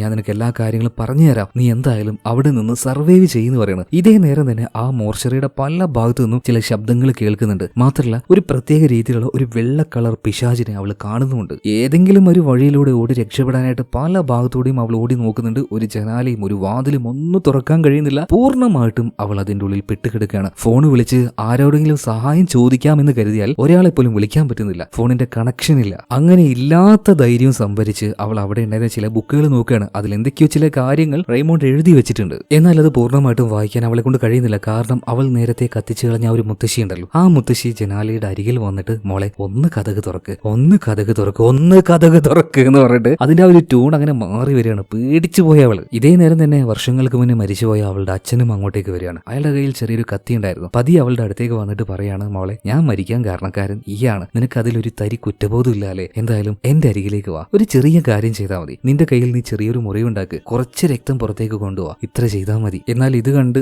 ഭയന്ന് വിറച്ച് എന്ത് ചെയ്യണമെന്ന് അറിയാതെ നിൽക്കുമ്പോൾ അവളുടെ നേരേക്ക് അവളുടെ അച്ഛൻ ഓടി വരികയാണ്. അവളുടെ ദേഹത്ത് ആ കത്തി വെച്ച് കുത്തുന്നുണ്ട്. എന്നാൽ പെട്ടെന്ന് തന്നെ തല കുടഞ്ഞ് അവൾ എഴുന്നേൽക്കുമ്പോൾ അവിടെ ഒന്നുമില്ല, ആരുമില്ല, അവളുടെ അച്ഛനുമില്ല. ചുറ്റും നിന്നും ആരൊക്കെയോ സംസാരിക്കുന്ന ചില ശബ്ദങ്ങൾ മാത്രം കേൾക്കുന്നുണ്ട്. അവൾ നേരെ പോയത് ആ ശവങ്ങളെല്ലാം സൂക്ഷിച്ചു വെക്കുന്ന ഒരു സ്റ്റോറേജ് റൂം ഉണ്ടല്ലോ, അങ്ങോട്ടേക്കാണ്. അവിടെ എത്തിയപ്പോഴും ആരൊക്കെയോ കിടന്ന് കുശുകുശുക്കുന്ന ശബ്ദങ്ങൾ അവൾ കേൾക്കുന്നുണ്ട്. ഭയത്തിന്റെ മൂർധന്യാവസ്ഥയിലെത്തിയ നമ്മുടെ റബേക്ക അവൾക്ക് എന്ത് ചെയ്യണമെന്നറിയില്ല. ഒന്ന് ആലോചിച്ച് നോക്കിയേ, കുറെ ശവങ്ങളും അവളും ഒറ്റയ്ക്ക് ആ വലിയ ഓഫീസിൽ. അതുപോലെ തന്നെ ഫോണാണെങ്കിൽ റിംഗ് ആയിക്കൊണ്ടേയിരിക്കുകയാണ്. മിക്കവാറും അത് റെയ്മോണ്ട് തന്നെയായിരിക്കും. അവളെ ഹെൽപ്പ് ചെയ്യാനായിട്ട് വിളിക്കുകയായിരിക്കും. അതെടുക്കാനായിട്ട് അങ്ങോട്ടേക്ക് പോകാനും പറ്റുന്നില്ല, പേടിയാവുക. അങ്ങനെ കുറച്ചു നേരം കഴിഞ്ഞപ്പോൾ അവള് നേരെ ആ ഒരു ബോഡിയെല്ലാം കഴുകുന്ന ഒരു സ്ഥലത്തേക്ക് വരികയാണ്.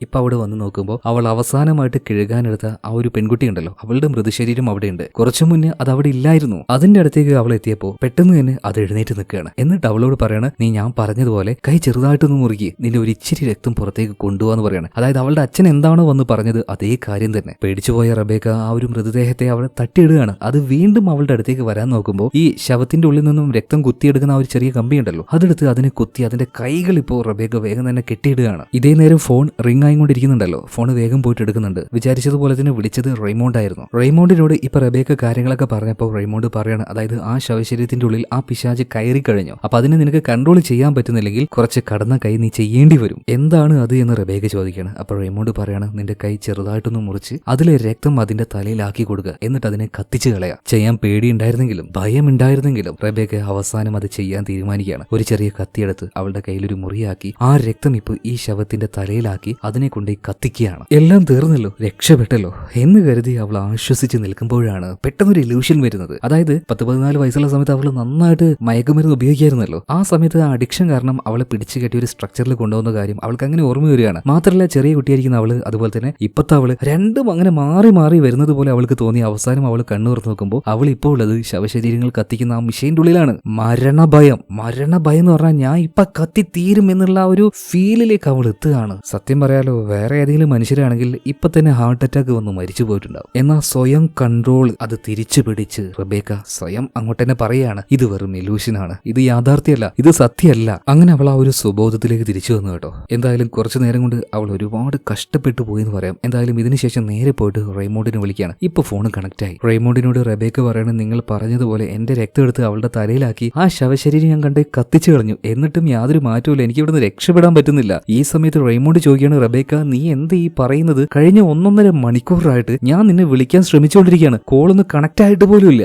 അങ്ങനെയാണെങ്കിൽ നേരത്തെ റെയ്മോണ്ട് ആണെന്ന് പറഞ്ഞ് വിളിച്ചത് ആരായിരിക്കും? മറ്റാരുമല്ല, ആ പിശാച് തന്നെ. അവന് വേണ്ട കർമ്മങ്ങളാണ് ശരിക്കും റബേക്ക ചെയ്തത്. ഒന്ന് ആലോചിച്ച് നോക്കിയേ, അവളുടെ ഇലൂഷനിൽ വന്ന അവളുടെ അച്ഛനും അതുപോലെ തന്നെ ആ ഒരു പെൺകുട്ടിയുടെ ശവവും എന്താ പറഞ്ഞത്? നിന്റെ കൈ മുറിച്ച് ആ രക്തം കുറച്ച് പുറത്തേക്കാക്കുന്നല്ലേ? അതേ കാര്യമല്ലേ ശരിക്കും റബേക്ക ചെയ്തത്? അവളൊന്ന് ചിന്തിച്ചായിരുന്നെങ്കിൽ ഈ ട്രാപ്പിൽ അവൾ വീഴില്ലായിരുന്നു. സത്യം പറഞ്ഞാൽ പിശാച് വിരിച്ച ആ ഒരു ട്രാപ്പിൽ വളരെ നിസ്സാരമായിട്ട് തന്നെ അവൾ ചെന്ന് വീണെന്ന് പറയാം. ഇതേ നേരം തന്നെ റെയ്മോണ്ട് പറയണം, ഞാൻ എന്തായാലും ഇനി നിന്നെ വിളിക്കാൻ പോകുന്നില്ല. അപ്പൊ ഞാൻ വിളിച്ച് നിന്നോട് എന്തെങ്കിലും പറഞ്ഞാൽ അത് നീ വിശ്വസിക്കാൻ നിൽക്കണ്ട. ഒരേ ഒരു കാര്യം മാത്രം നീ ചെയ്താൽ മതി. ആ ബേസ്മെന്റിലേക്ക് പോവുക, അവിടെ കുറച്ചധികം ടേപ്പുകളുണ്ട്, നീ അത് കണ്ടു നോക്കുക, അതിലെല്ലാം വഴിയുണ്ടാവും. അങ്ങനെ വേഗം തന്നെ റബേക്ക ബേസ്മെന്റിലേക്ക് പോകണം. ഇതേ നേരം അവിടെ ഉണ്ടായിരുന്ന ഒരു ജനാലയിലൂടെ ഒരു സാധനം വന്ന് അവൾ അങ്ങനെ നോക്കുകയാണ്. ഒരു വല്ലാത്ത മറ്റേ രീതിയിലുള്ള ചിരിയും ചിരിക്കുകയാണ് എന്ന് പറഞ്ഞിട്ട്. ഇതൊരു ക്യൂട്ടായിട്ടുള്ള മുഖമാണല്ലേ, നല്ല രസം. വേണമെങ്കിലേ ഒരു സ്ക്രീൻഷോട്ട് എടുത്ത് വേണമെങ്കിൽ ഫോണിന്റെ വാൾപേപ്പർ ആക്കി വെച്ചോ. രാത്രിയൊക്കെ ബാത്റൂമിൽ പോകുമ്പോഴേ ഇതിങ്ങനെ കാണുമ്പോൾ നല്ലൊരു എനർജി കിട്ടും. എന്തേ, നല്ല ഐഡിയ അല്ലേ? ചെയ്തു നോക്കേട്ടാ. ഇനി അഥവാ നിങ്ങൾ ഇതുപോലെ ചെയ്തു നോക്കിയിട്ടുണ്ടെങ്കിൽ എക്സ്പീരിയൻസ് കമന്റ് ബോക്സിലൊന്ന് പറയണേ.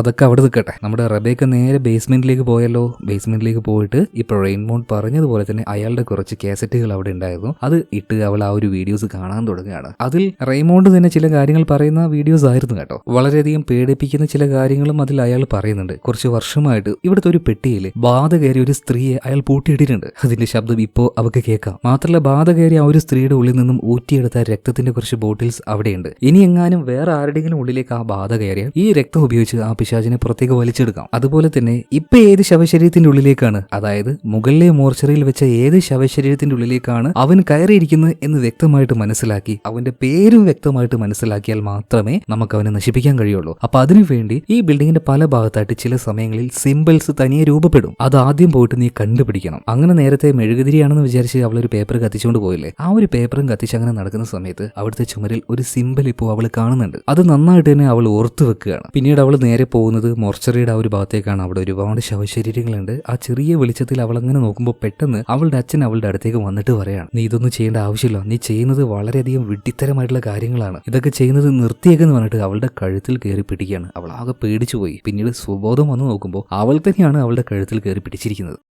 എന്തായാലും വീണ്ടും ആ ചെറിയ വെളിച്ചത്തിൽ അതിലൂടെ അവളങ്ങനെ നോക്കി നടക്കുമ്പോൾ ചെറിയൊരു പെട്ടി കാണുന്നുണ്ട്. അതിൻ്റെ ഉള്ളിലേക്ക് അവൾ നോക്കിയപ്പോൾ ജീവനുള്ള ഒരു സ്ത്രീ അതിൻ്റെ ഉള്ളിൽ കിടന്ന് അലറി കരയുന്നുണ്ട്, എന്നെ പുറത്തേക്ക് ഇറക്ക് എന്ന് പറഞ്ഞിട്ട്. എന്നാൽ അതിൻ്റെ വാതിലൊന്നും അവൾ തുറക്കാതെ വീണ്ടും ബേസ്മെന്റിന്റെ ആ ഒരു ഭാഗത്തൂടെ അങ്ങനെ തപ്പി നടക്കുമ്പോൾ അവിടെ വെച്ച് വീണ്ടും മറ്റൊരു സിമ്പിൾ കാണുകയാണ്. എന്തായാലും അവൾ ആ ഒരു സിമ്പിൾ തേടി നടക്കുന്ന സമയത്ത് അവളുടെ പിന്നാലെ തന്നെ അവൾക്ക് കൂട്ടായിട്ട് ആ ഒരു പിശാചും കൂടെ ഉണ്ട് കേട്ടാ. എന്തായാലും പിന്നീട് 3ാമത്തെ സിമ്പിളും റബേക്ക കണ്ടെത്തുകയാണ്. പിന്നീട് അടുത്ത സിമ്പിൾ തേടിപ്പോയപ്പോൾ അതിപ്പോ കണ്ടത് ഒരു ബാത്റൂമിൽ വെച്ചായിരുന്നു കേട്ടോ. പിന്നീട് ആ ഒരു സിമ്പിളും കണ്ട് അത് നന്നായിട്ട് ഓർത്തെടുത്ത് അവൾ പോകാൻ നിൽക്കുമ്പോൾ അവിടെ ആകെ പതിയെ വെള്ളം നിറയാൻ തുടങ്ങുകയാണ്. അവളുടെ കാല് തെന്നി താഴേക്ക് വീണപ്പോൾ തല വാഷ് ബേസിൽ അടിച്ച് ബോധം പോയി അവൾ നിലത്ത് വീണാണ്. എന്നാൽ ഇതേ നേരം തന്നെ ഒരു ഫ്ലാഷ് ബാക്ക് അവൾക്ക് ഓർമ്മ വരുന്നുണ്ട്. അന്ന് ഡ്രഗ്സ് ഒരുപാട് ഉപയോഗിച്ച് ബോധം നഷ്ടപ്പെട്ട് അവൾ ആ ഒരു പുഴക്കരയിൽ ബോധമില്ലാതെ കിടക്കുന്ന സമയത്ത് അന്ന് രാത്രി തന്നെ അവളെ തേടി വന്ന അവളുടെ അച്ഛനെ അവളിപ്പോ ആ ഒരു അബോധാവസ്ഥയിൽ അതിങ്ങനെ കാണുകയാണ്. പിന്നീട് മകളെയും രക്ഷപ്പെടുത്തി അയാൾ പോകാൻ നിൽക്കുമ്പോഴാണ് കാല് തെന്നി താഴേക്ക് വീണ് തല കല്ലിലടിച്ച് അവളുടെ അച്ഛൻ മരിച്ചു പോകുന്നത്. ഈ ഒരു കാര്യം കണ്ട് അവൾ ചാടി എഴുന്നേൽക്കുകയാണ്. ആ കുറ്റബോധം കൊണ്ട് അവൾക്ക് വല്ലാത്തൊരു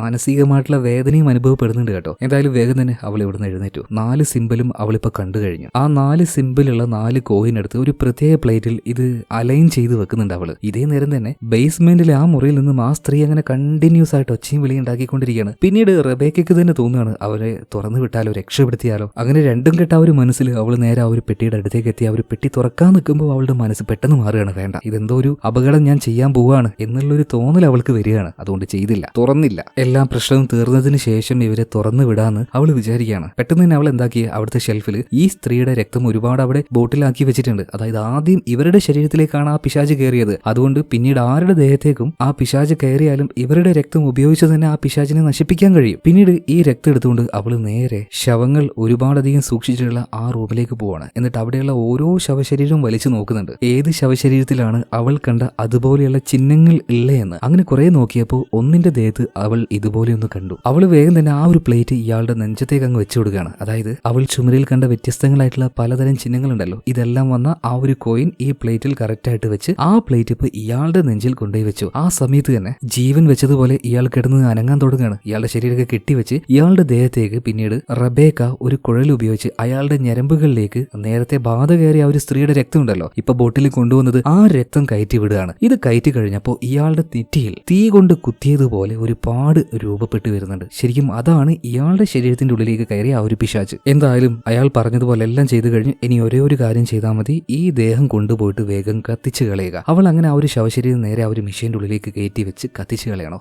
എല്ലാം തീർന്നു എന്ന് വല്ലാത്തൊരു ആശ്വാസത്തിൽ അവൾ നേരെ ബേസ്മെന്റിന്റെ അടുത്തേക്ക് വരികയാണ്. എന്നാൽ ഇപ്പോഴും ആ ഒരു പിശാച് താഴെ തന്നെ നിൽക്കുന്നുണ്ട്. ഇത് ഇതുവരെയായിട്ട് കഴിഞ്ഞില്ലേ എന്ന് അവൾ ചോദിച്ചപ്പോൾ അവളുടെ പിന്നിൽ അവളുടെ അച്ഛൻ വന്നു നിൽക്കുകയാണ്. എന്നിട്ട് അവളെ താഴേക്ക് തള്ളിയിടുകയാണ്. ഇതിപ്പോഴൊന്നും കഴിയില്ല എന്ന് പറയണം. ഇതേ നേരം തന്നെ ആ ഒരു പിശാച് അവളുടെ അരികിലേക്ക് അവളുടെ മുഖത്തിന്റെ അടുത്തേക്ക് വരെ വരികയാണ്. പെട്ടെന്ന് മറ്റൊരു ഫ്ലാഷ് ബാക്ക് അവൾക്ക് കാണാൻ കഴിഞ്ഞു. അന്ന് 14 വയസ്സുള്ള റബേക്ക മയക്കുമരുന്ന് ഉപയോഗിച്ച് ബോധമില്ലാതെ കിടക്കുമ്പോൾ അവളെ രക്ഷപ്പെടുത്താനായിട്ട് അച്ഛൻ വന്നല്ലോ. എന്നാൽ അവളെ രക്ഷപ്പെടുത്തുന്ന സമയത്ത് അവളുടെ അച്ഛൻ ആ കാട്ടിൽ ഒരു രൂപത്തെ കണ്ടു. ഈ മോർച്ചറിയുടെ പല ഭാഗത്തായിട്ട് നമ്മൾ ഇടയ്ക്കിടയ്ക്ക് കാണുന്ന ഒരു പിശാചുണ്ടല്ലോ, അതിനെ തന്നെയാണ് അന്ന് അവളുടെ അച്ഛൻ കണ്ടത്. ഭീകരമായ രൂപമായിരുന്നു. ആ രാത്രിയിൽ അതിനെ കണ്ട സമയത്ത് പേടിച്ചു പോയി അവളുടെ അച്ഛൻ കാല് തന്നെ താഴേക്ക് വീണു. അങ്ങനെയാണ് ശരിക്കും റബേക്കയുടെ അച്ഛൻ മരണപ്പെട്ടു പോകുന്നത്. ഒരു വിധത്തിൽ നോക്കുകയാണെങ്കിൽ ആ ഒരു പിശാച് അതുതന്നെയാണ് റബേക്കയുടെ അച്ഛന്റെ മരണത്തിന് കാരണം. ഈ ഒരു സംഭവം കണ്ടതോടു കൂടിയിട്ട് റബേക്ക പെട്ടെന്ന് കണ്ണു തുറക്കുകയാണ്. അവളുടെ മുന്നിൽ തന്നെ അവളുടെ അച്ഛനുണ്ടായിരുന്നു. എന്നാൽ ആ ഒരു പിശാച് കൺട്രോൾ ചെയ്യുന്ന അവളുടെ അച്ഛന്റെ ആത്മാവായിരുന്നില്ല, പകരം അവളുടെ യഥാർത്ഥ അച്ഛന്റെ ആത്മാവായിരുന്നു. അതിപ്പോ അവളോട് സംസാരിക്കുകയാണ്. മോളെ, എന്തിനാണ് ഇങ്ങനെ കുറ്റബോധം കൊണ്ട് നീറി നീറി ജീവിക്കുന്നത്? ഞാൻ മരിക്കാൻ കാരണം നീയൊന്നല്ല കേട്ടോ. നിനക്കൊരു തെറ്റ് പറ്റിപ്പോയി, നിന്റെ പ്രായത്തിൽ ആർക്കും പറ്റാവുന്ന ഒരു തെറ്റ്. എന്നാൽ ഞാൻ മരിക്കാൻ കാരണം നീയാണെന്ന് കരുതിയിട്ട് നീ ഇങ്ങനെ നീറി നീറി ജീവിക്കല്ലേ, ഓരോ ദിവസവും മരിച്ച് മരിച്ച് ജീവിക്കല്ലേ. അച്ഛനത് സഹിക്കാൻ കഴിയില്ല. മോക്ക് എന്തായാലും കാര്യങ്ങളൊക്കെ മനസ്സിലായല്ലോ. അച്ഛൻ മരിച്ചത് വേറെ ചില കാരണങ്ങളാലാണ്. ഇതിന്റെ പേരിൽ മോളിനി കുറ്റബോധം കൊണ്ട് നീറി നീറി ജീവിക്കരുത് കേട്ടോ. ഇത് പറഞ്ഞ് അവളുടെ അച്ഛന്റെ ആത്മാവ് പതിയെ അവിടുന്ന് പോവാണ്. ചിലപ്പോ ഇതൊക്കെ അവളുടെ തോന്നലുകളായിരിക്കാം. യഥാർത്ഥത്തിൽ എന്താണ് സംഭവിച്ചത് എന്ന് അറിഞ്ഞ സമയത്ത് അച്ഛന്റെ മരണത്തിന് ഞാനല്ല ഉത്തരവാദി എന്ന് അവൾക്ക് സ്വയം തോന്നിയിട്ടുണ്ടാവാം. അങ്ങനെ പിറ്റേ ദിവസം രാവിലെയായി. ഇരുട്ടെല്ലാം പോയി, നല്ല വെളിച്ചം വന്നിട്ടുണ്ട്. അതുപോലെ തന്നെ റബേക്ക നോക്കുമ്പോൾ അവളുടെ ദേഹത്ത് മുറിപ്പാടോ കാര്യങ്ങളോ ഒന്നുമില്ല. അവൾ പൂർണ്ണ ആരോഗ്യവാനാണ്, ആരോഗ്യവതിയാണ്. എന്നാൽ ഈ നേരത്തും ബേസ്മെന്റിൽ നിന്നും ആ പെട്ടിയിൽ പൂട്ടിയിട്ട് ആ ഒരു സ്ത്രീ ഉറക്കനെ നിലവിളിക്കുന്നുണ്ട്. ഇനിയെങ്കിലും എന്നെ ഒന്ന് തുറന്നു വിടൂ, എന്നെ ഒന്ന് രക്ഷപ്പെടുത്തു എന്ന് പറഞ്ഞിട്ട്. അങ്ങനെ റബേക്ക അങ്ങോട്ടേക്ക് ചെല്ലുകയാണ്. ദയനീയമായിട്ട് തന്നെ ആ ഒരു സ്ത്രീ പറയണേ, എനിക്ക് വയ്യ ഇതിന്റെ ഉള്ളിൽ ഇങ്ങനെ കിടക്കാനായിട്ട്, പ്ലീസ്, ഇപ്പോ പ്രശ്നങ്ങളൊന്നുമില്ലല്ലോ, എല്ലാം കഴിഞ്ഞില്ലേ, എന്നെ ഒന്ന് തുറന്നു വിടൂ എന്ന് പറയണം. അങ്ങനെ ആ സ്ത്രീയോട് ദയ തോന്നി റബേക്ക ഇപ്പോൾ ആ വാതിൽ തുറക്കുകയാണ്. അവരുടെ ശരീരമൊക്കെ ആകെ ശോഷിച്ചു പോയിട്ടുണ്ടായിരുന്നു കേട്ടോ. അപ്പൊ തന്നെ റബേക്ക പറയണ, നിങ്ങൾ പേടിക്കേണ്ട, നമുക്ക് എന്തായാലും ഹോസ്പിറ്റലിലേക്ക് പോകാം, എല്ലാം ശരിയാക്കാം. ഇപ്പൊ റബേക്കയുടെ ദേഹത്തേക്ക് വന്ന് വീണ ആ ഒരു സ്ത്രീ പറയണ, റബേക്ക നീ ഒരു മണ്ടി തന്നെയാണ് കേട്ടോ. ആ കഥയുടെ ബാക്കി കേൾക്കുന്നതിന് മുന്നേ നിങ്ങൾ ആരെങ്കിലും നമ്മുടെ ചാനൽ സബ്സ്ക്രൈബ് ചെയ്തിട്ടില്ലെങ്കിൽ ഇപ്പൊ തന്നെ ചാനൽ ഒന്ന് സബ്സ്ക്രൈബ് ചെയ്തേക്ക്. അതുപോലെ പറ്റുവാണെങ്കിൽ വീഡിയോ ഒന്ന് ലൈക്ക് ചെയ്യണേ. ഓക്കെ, കഥയിലേക്ക് തിരിച്ചു വരാം. ഇപ്പൊ ആ ഒരു സ്ത്രീ റബേക്കയോട് പറയാണ്, നീ ഒരു വിഡ്ഢി തന്നെ, അല്ലെങ്കിൽ ഇത്രയും വലിയൊരു മണ്ടത്തരം നീ ചെയ്യോ, എന്നെ നീ തുറന്നു വിടുക എന്ന് പറഞ്ഞിട്ട് ഒരു വല്ലാത്ത ചിരി ആ ഒരു സ്ത്രീ ചിരിക്കുകയാണ്. എന്ത് ചെയ്യണം എന്നറിയാതെ നമ്മുടെ റബേക്ക ആകെ തരിച്ചു നിൽക്കുകയാണ്. എന്നാൽ കറക്റ്റ് ഈ സമയത്താണ് റെയ്മോണ്ട് അങ്ങോട്ടേക്ക് കയറി വരുന്നത്. ഇയാളുടെ നെഞ്ചിൽ വരച്ചു വെച്ച ആ ഒരു ചിഹ്നം ഉണ്ടല്ലോ, അത് കാണിച്ചുകൊണ്ട് ആ സ്ത്രീയെ പേടിപ്പിച്ച് അതിനോട് വീണ്ടും ആ ഒരു പെട്ടിയിലേക്ക് കയറാൻ പറയാണ്. എന്നിട്ട് ആ പെട്ടി വീണ്ടും റെയ്മോണ്ട് പൂട്ടിയിടുന്നുണ്ട്. എന്തായാലും ഒരു നേരം ഒരു നിമിഷം റബേക്ക ഇല്ലാതായതുപോലെ അവൾക്ക് തോന്നി കേട്ടോ. എന്തായാലും കറക്റ്റ് സമയത്ത് ആ റെയ്മോണ്ട് എത്തിയത്. പിന്നീട് രണ്ടുപേരും മുകളിലേക്ക് പോകുന്നുണ്ട്. ഇപ്പൊ റബേക്ക ചോദിക്കുകയാണ്, റെയ്മോണ്ട് ആരാണ് ആ ഒരു സ്ത്രീ, എത്ര നാളായി അവരെങ്ങനെ പൂട്ടിയിട്ടിട്ട്? ഈ സമയത്ത് റെയ്മോണ്ട് പറയണം, നീ വിചാരിക്കുന്നത് പോലെ അത് ജീവനുള്ള ഒരു സ്ത്രീയൊന്നുമല്ല. എത്രയോ വർഷങ്ങൾക്ക് മുന്നേ അവൾ മരിച്ചു പോയിട്ടുണ്ട്. അവളുടെ ശരീരം പൂർണ്ണമായിട്ട് കൺട്രോൾ ചെയ്യുന്നത് ഇപ്പൊ ആ ഒരു പിശാചാണ്. വർഷങ്ങളോളം അതങ്ങനെ നിൽക്കുക തന്നെ ചെയ്യും. ഞാൻ അവളെ പൂട്ടി വെച്ചതിന്റെ കാരണം എന്താണെന്ന് വെച്ചാൽ അവളുടെ രക്തമാണ് ബാക്കിയുള്ള ആരുടെയെങ്കിലും ദേഹത്തേക്ക് പിശാച് കയറിയാൽ നമുക്ക് ആ പിശാചിനെ ഒഴിവാക്കാനുള്ള ഒരു വഴി എന്ന് പറയുന്നത് സോ ആ സ്ത്രീ നമുക്ക് ആവശ്യമാണ്, അതുകൊണ്ടാണ് ഞാൻ അവരെ പൂട്ടിയിട്ടിരിക്കുന്നത്. അതുപോലെ തന്നെ റബേക്ക, അവൻ ഭൂമിയിലേക്ക് വരാനായിട്ട് എന്നെയും നിന്നെയൊക്കെ സെലക്ട് ചെയ്തിരിക്കുകയാണ്. അപ്പൊ നമുക്ക് സർവൈവ് ചെയ്തേ മതിയാവുള്ളൂ. അവൻ ഒരിക്കലും ഇങ്ങോട്ടേക്ക് വരരുത്, അവനെ തടുത്തുകൊണ്ടേയിരിക്കണം. അതുകൊണ്ടാണ് ഞാൻ ഇതെല്ലാം ചെയ്യുന്നത്. ഇനിയിപ്പോ റബേക്ക, നീ ഇവിടുന്ന് പോയാലും ശരി, നീ ഏത് നാട്ടിലേക്ക് പോയാലും ശരി, നിന്റെ പിന്നാലെ തന്നെ ഈ പിശാച് ഉണ്ടാവും. അതുകൊണ്ട് എന്റെ കൂടെ നിൽക്ക്, നമുക്ക് ഒരുമിച്ച് ഇവനെ തടുക്കാന്ന് പറയണം. എന്നാൽ കഴിഞ്ഞ ഒരു രാത്രി കൊണ്ട് തന്നെ വല്ലാതെ പേടിച്ച് മരണം മുന്നിൽ കണ്ട് നരകം പോലും കണ്ട അവള് ഇപ്പൊ പറയാണ്, റെയ്മോണ്ട് വേണ്ട, ഇനി എന്നെ കൊണ്ട് ഇത് താങ്ങൂല, ഇനിയിപ്പോ എന്തായാലും ശരി ഞാൻ ഇവിടെ നിൽക്കൂല എന്ന് പറഞ്ഞിട്ട് അവളിപ്പോ ആ ഒരു ഓഫീസ് വിട്ട് പുറത്തേക്ക് ഇറങ്ങുകയാണ്. എന്നാൽ അവൾ പുറത്തേക്ക് ഇറങ്ങിയപ്പോ അവിടുത്തെ ആ ഒരു കാട്ടില് ഈ പിശാച് അങ്ങനെ നിന്ന് അവൾ അങ്ങനെ നോക്കുകയാണ്. നീ പോവുകയല്ലേ, നീ പോയാൽ നിന്റെ പിന്നാലെ ഞാനും ഉണ്ടാവും എന്ന ആ ഒരു അർത്ഥത്തിൽ. എന്നാൽ പെട്ടെന്ന് തന്നെ റബേക്ക അവിടെ നിൽക്കുകയാണ്, നേരെ തിരിയാണ്. നേരെ പോയിട്ട് ആ ഒരു ഓഫീസിന്റെ വാതിലും തുറന്ന് ഉള്ളിലേക്ക് കയറുകയാണ്. അതായത് അവൾ എവിടെയും പോകുന്നില്ല. ഈ പിശാചിനെ അതിന് അങ്ങനെ വെറുതെ വിടാൻ കഴിയില്ലല്ലോ. അതിനിട്ട് നല്ലൊരു പണി കൊടുക്കാൻ തന്നെ അവൾ തീരുമാനിച്ചിട്ടുണ്ട്. അല്ലെങ്കിൽ പൂർണ്ണമായിട്ടും അതിനെ എങ്ങനെ നശിപ്പിക്കണം എന്നവൾക്ക് പഠിച്ചേ മതിയാവുള്ളൂ. അതിനിവിടെ നിന്നേ മതിയാവുള്ളൂ. പേടിച്ചോടിയിട്ട് കാര്യമില്ല. അതുപോലെ തന്നെ ഇത് കുറച്ച് പേഴ്സണലാണ്. അവളുടെ അച്ഛൻ മരിക്കാൻ കാരണം ഈ പിശാചാണല്ലോ. അപ്പൊ അവൻ അങ്ങനെ വെറുതെ വിടാൻ പറ്റില്ല എന്നൊരു ചിന്തയും അവളുടെ ഉള്ളിലുണ്ട്. അതുകൊണ്ടാണ് രണ്ടും കൽപ്പിച്ച് പേടിയില്ലാതെ വളരെ കോൺഫിഡൻസോട് കൂടിയിട്ട് അവൾ വീണ്ടും ആ ഓഫീസിന്റെ ഉള്ളിലേക്ക് കയറി ചെന്നത്. അപ്പോൾ ഇത് കാണിച്ചുകൊണ്ട് സിനിമ ഇവിടെ തീരുകയാണ്. അപ്പൊ ഈ ഒരു കഥ നിങ്ങൾക്ക് ഇഷ്ടമായോ ഇല്ലയോ തീർച്ചയായിട്ടും ഉറപ്പായിട്ടും കമന്റ് ബോക്സിൽ പറയണം. നിങ്ങൾ ഇടുന്ന ഓരോ കമന്റിനും തീർച്ചയായിട്ടും ഞാൻ റിപ്ലൈ തരും. എന്തായാലും അടുത്ത വീഡിയോയിൽ നമുക്ക് വീണ്ടും കാണാം. Okay, by.